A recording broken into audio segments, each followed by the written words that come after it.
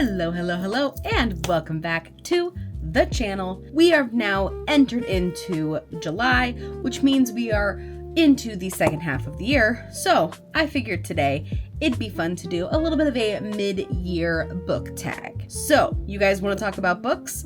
Let's talk about books. Mid-year book tag, we know her, we love her, we can thank good old Larry Reads, the wonderful, the lovely Larry, for these questions today. And this is going to be a doozy of a video because there are 13 questions that need answered. Here are the rules. I have told myself that I am not picking the same book twice for any of these 13. So while yes, it may have been the best book, it also might be the prettiest. You never know. You will never know because different book for every prompt. I do believe there are only two or three that have more than one book. I tried to keep it really narrowed down, but that's a little bit hard for some of them. We're just gonna have a fun, goofy little time. I have read 50 books this year so far. So we are halfway through the year and halfway through my 100 book goal for the year. So we are right on track. And I have a few that I'm like in the middle of and we'll catch up on. So we'll get ahead of things pretty quickly. So without further ado, let's go ahead and just dive right into these questions. First one, starting strong. Best book I have read this year so far. For me, it's gotta be Night of the Moth. Like, I still think about Bartholomew. I still think about where we're going in book 2. There are like tiny details that I still remember from this book so many months later. I read this in January. So yeah, you could say it's stuck with me for a while. This was by far the best book that I have read. Actually, I can't even say by far. Actually, no, this was very close. This I've read some immaculate books this year, but this one does edge things out a little bit. So with every best book, we have to have a worst book. And this one was easy. This thing, A Good Animal? No. Good Animal, Bad Time. I know I make that joke every time I say it, but it's true. This was a waste of my time. And I feel really bad and like maybe still consider checking this out. I can't in good conscience say that. One of my book friends was saying, I posted my review and she said that she was so disappointed because this was her favorite book. What? No. So I don't know. Different books for different folks. We know that's the rule around here, that just because I don't like a book doesn't mean you may not like it. And just because you like a book, I don't have to. We all got opinions, you know? That's the fun of reading, is that every book has a reader, and this was just not for me at all, even a little bit. Question number 3, the best sequel. Now, I'm gonna be super transparent. I did these questions, most of them, with my podcast host over on Chit Chat and Chapters, and we had a fun little discussion about what a sequel is. I definitely thought it was only book 2. It's not. It's any source media material that references the first in a series of things. So while that did not change my answer for the first, it did for the second. So the best sequel that I read this year, which again could be a contender for best book in general, it's Rites of the Starling. Come on. If I think about this book too much, I'll cry. It's that simple. If I think about this book too much, I will sob. I will cry. Big sad tears and stare at a wall. Then for the worst sequel, I hate using the word worst because actually I haven't really read any bad sequels. Really, this one is just kind of my least favorite, but it's still got a 3.5 star for me. I still really enjoyed it. And that is Unbound by Peyton Corinne. This is the third in the Undone series. And again, I still gave it a 3.5 star. I still really enjoyed it. I just enjoyed the first 2 more, which is a little bit surprising because like most of the time in an interconnected standalone, the characters really build. And by the time we get to the 3rd book, I've already seen these characters in the 1st and 2nd book for so long that I am like sitting at the bars of my enclosure waiting for the next book. And that just wasn't the case with this. It just didn't really. I loved Bennett. I loved our male main character. I think a lot of it was the female main character. Just kind of, I couldn't quite set well enough with for Bennett. So I don't know. There was just enough about it that wasn't really for me. And again, I know that this is a lot of people's favorite books. So like take my review of that, especially with a grain of salt. And I'm not saying it's a bad book. It was just simply the worst that I had read in a list of very wonderful books. A new release I haven't read but want to. Up next, yeah. If the books are any indication in last month's book haul, there are quite a few. Conform, Beneath, obviously great contenders, but I think the number one that I'm like needing to get to so very soon, so very ASAP, so very, very soon, because the next one comes out this year, so I wouldn't even have to wait very long for the cliffhanger. It is Starside by Alex Astor. I have heard such phenomenal things about this book that I don't want to let it sit very long. I want to get to it. I want to enjoy it, devour it, be ready for the next one, and just, yeah, I need to get to this one soon. This cover just shocks me every time I see it. Okay, yeah, no, this, gotta get to it soon. Again, I could have done like 12, 14, maybe even 100 books just of new releases, but I picked one and that's the one. Now, for most anticipated releases for the second half of the year, I couldn't decide. I couldn't decide between a romance or a fantasy, like romantasy situation. So I did pick 2 of each, because then within those genres I could not tell you. So the romance genre, it's between my two girls. And actually that's not even true, because Lynn Painter has Trustfall coming out too, and I'm so excited for that as well. Nope, okay, we're gonna stick with these two. Just because Lynn Painter I still have a backlog to get to. Where these two, I don't really have much to read from them, so every time they release a new book I need to just devour it. So, first one, Grim Tidings, B.K. Borison. The second book after, I think it's I don't remember the name of the series, but it's the second book following Good Spirits. It follows a Grim Reaper and a Guardian Angel, and I'm so excited. I'm so excited for this book. Oh my goodness. It comes out September 1st. I still have so many months. And it's one of those like Grim Tidings. I do want to wait till the holidays to read it, but I absolutely will not be. The minute I get my hands on this book, it's going down. It's going down. Oh, I'm so excited for it. I'm so excited. It's a good thing my job is reading books, because I would be taking a day off just to read that. That's for sure. Which then also on September 22nd, which good, I can start Grim Tidings and then head into Free Falling Lila Sage. I'm caught up on Lila Sage. I have nothing else to read from her, and it's a problem for me because I love her writing so much. Soul Searching was such a phenomenal book last year that Free Falling, I need it. I need it right now. Oh, I need it. I'm so excited for those 2 books. I'm so excited. And I'm planning right now to go to signings with them. I didn't get the one to go to them together, so it'll be 2 different ones. But maybe I'll vlog both of them and put it together in a cute little vloggy, meeting them both. I just need to be friends with them so bad. Oh, I'm going to have to find a denim outfit. We're going to have to find a denim tuxedo, a denim fit for Lila. Oh, I can't wait. I can't wait.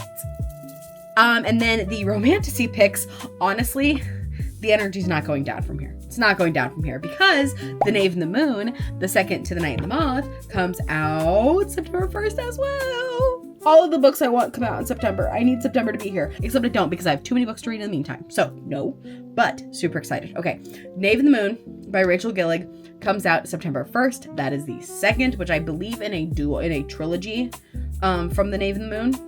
Or from The Night and the Moth. I'm so impatiently waiting for this next book. So that's coming out. And then y'all are over here excited for the ACOTAR, the 6th ACOTAR book. Don't get me wrong, I am. But you know what's being slept on? This not book 4 that Rebecca Yarros is dropping on September 29th. Why is there not more hype around this? She's dropping another Empyrean series book, but it's not book 4? And nobody's discussing this. We're all about ACOTAR 6. I am too, don't get me wrong. I'm excited. I do have to read Crescent City first, but I'm excited nonetheless. And yet we're all over here like, oh, Rebecca Yarros is dropping some type of we get Empyrean series. We get 4th Wing content this year. That's not being talked about enough. That's all I'm saying. And I am sat for it. Got a little amped because unfortunately the next one is a bit of downer.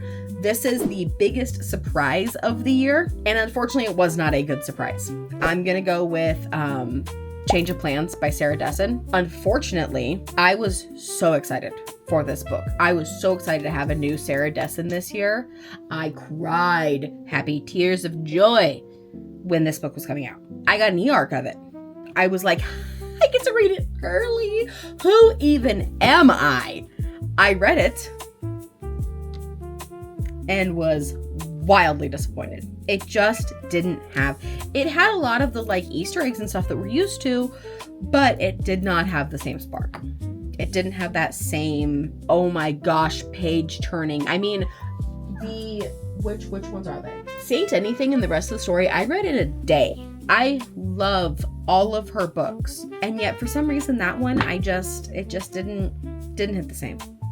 And I don't know if it's like too YA for me or something, but I love a good YA. I love Lynn Painter, you know, like there are still so many good YAs that I was like, no, this simply cannot be. Simply cannot be. Absolutely not. Unfortunately, that was the biggest surprise, but not in a good way. Which, speaking of like summary romances and things, the next question is my favorite new author, either debut or just new to me, and it is new to me.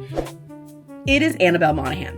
Oh my goodness, I got an e-arc of Dolly All the Time, which I need to go get in paperback. I do need a book trophy of it because I love her. The way she wrote the most like wonderful, I think the thing is like, I don't need overly complicated plots in romance books. I don't need like 4 or 5 different plots going on all at once and we have to wrap them all up. And do we wrap them all up by the end of the book? No, I want like the main plot with the 2 of them. And I want each of them to have their own little thing going on. That's really all I need. And she does that so well.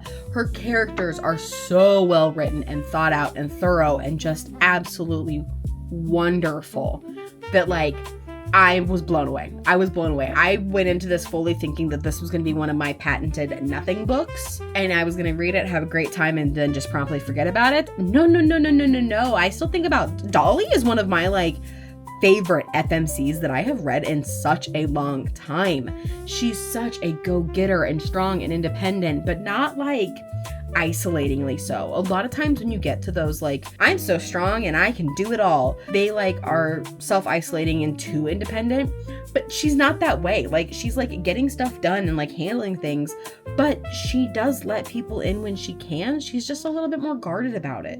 And I love that. And his name's not Stephen. What's his name? Stuart. Yep. She said in an interview, she was like, I don't know how to make Stuart hot, but I did. And she did. Yeah, Stuart's like a billionaire, millionaire, rich boy, whatever. But he's not stuck up like at all. And he's very like, they have like the same, I loved reading a story where they had the same issues but came at them from different perspectives. That was so much fun. And I loved Annabelle Monaghan. Cannot wait to get more of her backlog this summer. I want to just devour those with a little drinky in my hand. Yeah, that's going to happen. Absolutely. Speaking of making guys hot, newest fictional crush, I do have 2. I do have 2 that I simply cannot decide between. Yeah, Garrett Graham, Isaiah Rhodes, come on. How do these fictional men exist? I will say, if I had read Caught Up this year, it would be Kai, because I do like Kai a little bit more than Isaiah, but Isaiah, yeah, and Garrett. See, Garrett and Logan are very, very similar closeness to me. They're very, very close.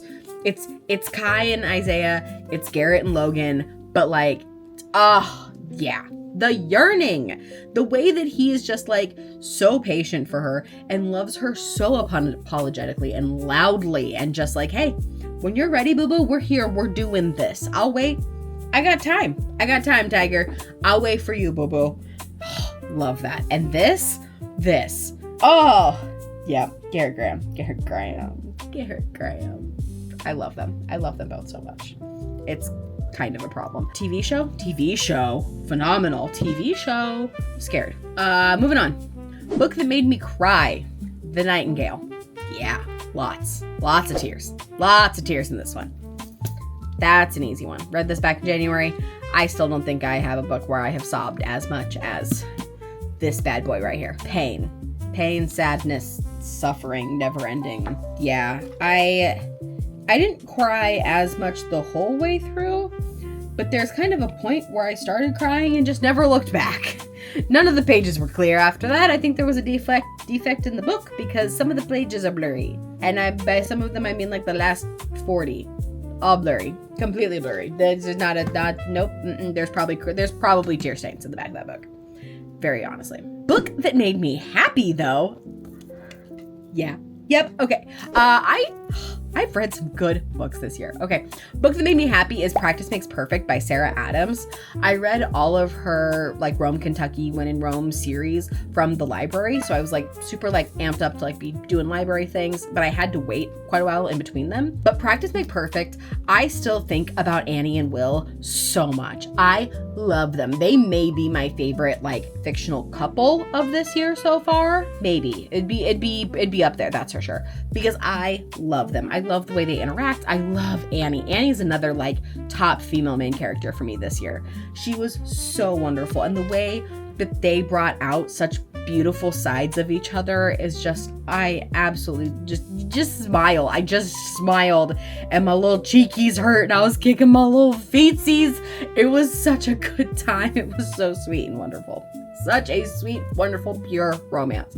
She does more like closed door romances. So there's a lot of like tension and stuff and build up and things like that just, take me out. Take me out, man. So good. So good. And speaking of happy things, the most beautiful book I bought or received or got, it was a subscription box, so I still technically bought it, was Happy Ending by Chloe Lisi. Look at this, a book. Okay. So I believe this is an Afterlight exclusive book, which their editions are always stunning, but I do think this one might be one of my favorites. Because not only do you have this side of the dust jacket, you also have this side of the dust jacket. And I don't know which one I like more. I think I like them on the beach a little bit more. Yep, cute. But then they also do this with their covers that have all these little like Easter eggs. This is just stunning. It's just an absolutely stunning book. And then the end papers are also absolutely phenomenal, and I need to read this so soon because it looks absolutely adorable. I'm very, very excited about this. This video actually was not as long as I was anticipating, thank goodness. If you all been in Alani, I apologize. Just watch another one. For our last question, it is books that you need to read by the end of the year. Friends, all of them, all of those. Do you see my TBR? It's getting too big. So I couldn't really narrow it down very easily. That being said, there is one that really stands out more than most. Like, yes, I really want to get to Conform. Yes, I really want to get to Starside. But I know that when I read those, I will have a good time regardless of if it's this year or next year. Where this one, I know that if I don't get to it soon, I'm going to put it off for way too long and may not enjoy it as much. And it is The Night We Met by Abby Jimenez.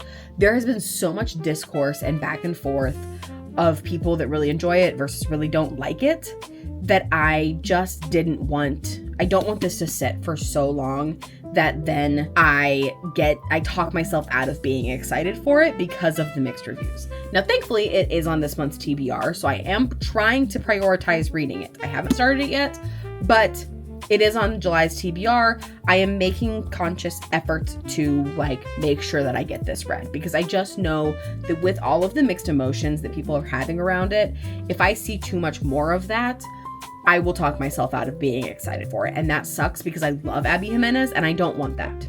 So that's why I need to get this done before the end of the year. There we go, friends. 13 questions, way more than 13 books. I tried. I would say I did pretty good. Right? I would say I did pretty good. But let me know down in the comments. I want to know which books, pick a question and tell me. Or pick them all. Heck yeah, let's talk books down in the comments, man. So let me know down below what book was your favorite book. Pick a question. I will leave the questions in the description for you as well. So you can go and do your own pick a question. Let me know the answer because let's talk through these. If I read one of these and you loved them, let me know as well.